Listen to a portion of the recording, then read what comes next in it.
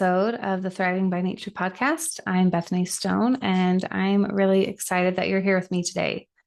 So, this last weekend, I actually got to present at the UMC conference, which is the Utah Montessori Conference.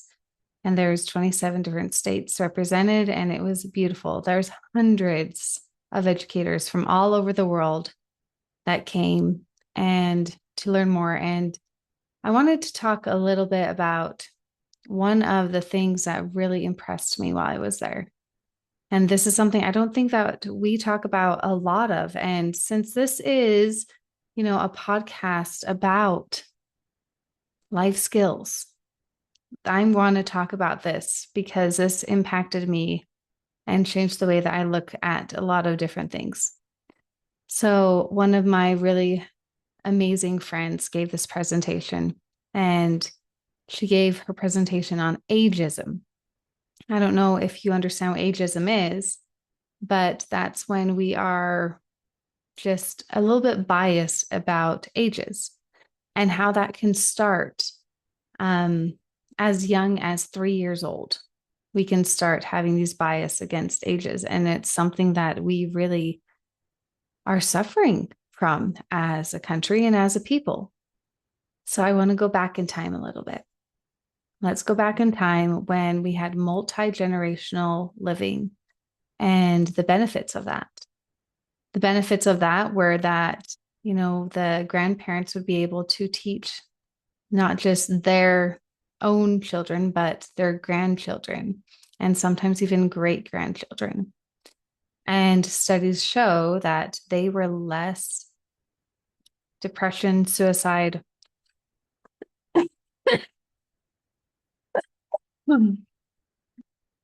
excuse me, all the things that we are suffering from right now: anxiety, sadness, overwhelm. There was so much less of that. So,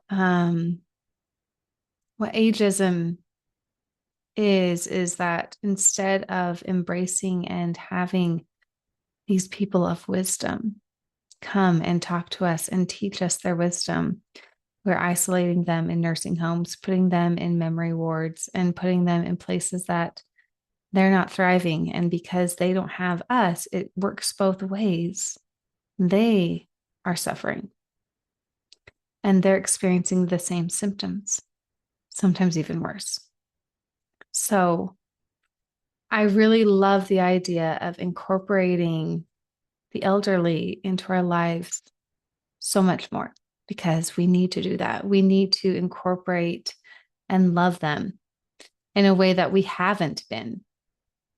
So I want to tell you guys some things that I did in my classroom.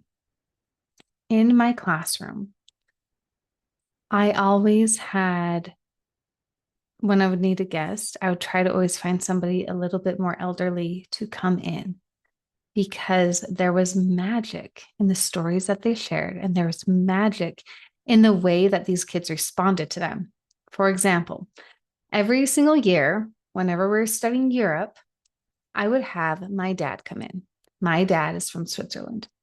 And the children would look forward to this every year because he would yodel to them, and he would wear his little hat. And every single time he took off his hat, he'd go yodel, yodel, yodel. He would put it back on. So yodel, yodel, and put it back on. And it was the cutest thing in the whole world. And these kids loved it. And they would talk about it, so much so that the kids that would be experiencing it for the first time the next year were also looking forward to it, and the stories that he would tell.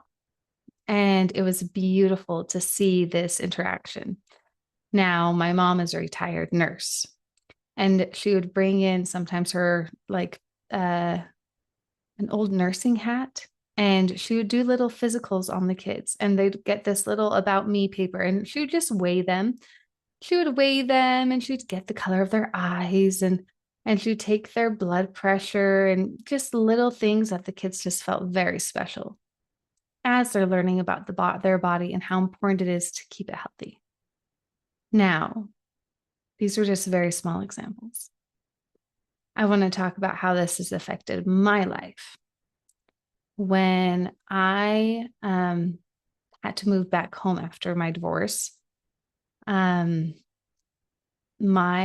grandmother was living with my parents. So now in my parents' home, there was my grandmother, my parents, me, and my children. There are 4 generations living in one household. Now, I don't think everyone gets to experience this, but I'm going to tell you the beauty that I experienced doing this and living there. My grandmother is from Switzerland, and she was, I think, 95 when I moved in, pretty old. And she was still pretty there, and we'd have conversations. And I learned so much. I learned patience and love. I learned that we go through hard things. She told me hard things that she had gone through, and the compassion and love that she gave my children. My kids still talk about Grossmammy. That's what we called her. That's grandma in Swiss. And they talk about the amazing lessons that they had from her. They talk about, how they would watch the Andy Griffin show, and they love that show, and it's comforting to them. And it's actually really cute because the other show that she'd always watch was this old detective called Monk. And my youngest at the time, he was going through a lot, and he would go in that room and he would watch Monk with her, and they'd have these little conversations. Now she's gone. But oh my goodness, I didn't think I'd get emotional over this. Whenever my little one, he's not so little anymore, he's 15 and life is hard. But whenever he gets stressed and wants to veg out, he turns on Monk. He doesn't realize the connection that has made, that has taught him, like, just that connection with that weird show with his grandmother, great grandmother, made him calm and made him feel good when he was feeling good when he was younger. And he made that connection. And so now he uses that as a support, and he remembers her. And it's beautiful.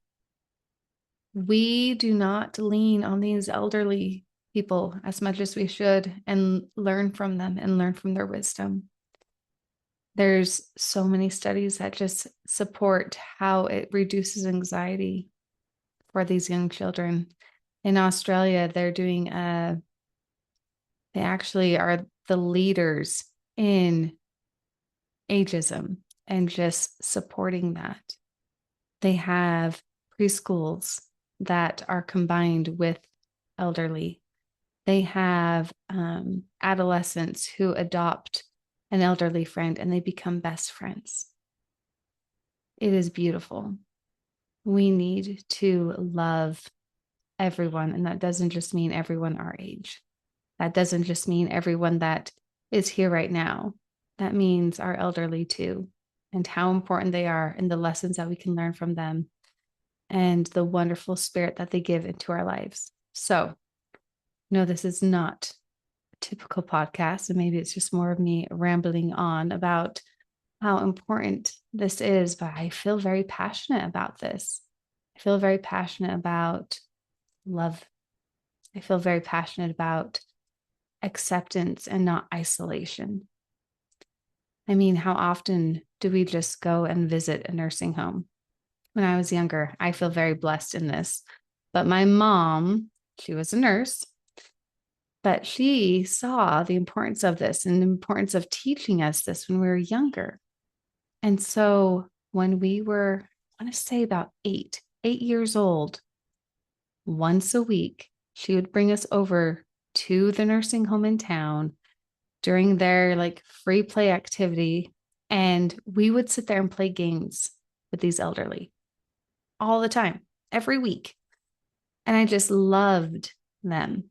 They just filled my heart. The stories that they would tell, the little trinkets that they would give me, and I would save the hugs, holding my hand, the compassion and the patience that I learned as a child was beautiful, because there's so much more parallel and they can teach us so much. So my call to action, I guess, for whoever is listening to this podcast is to love and to incorporate our elders into our lives and really embrace that.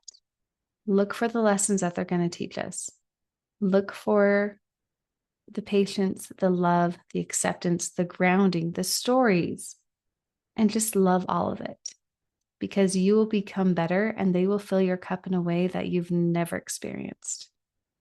So, thank you for listening to another episode of Thriving by Nature. And I will catch you in another podcast.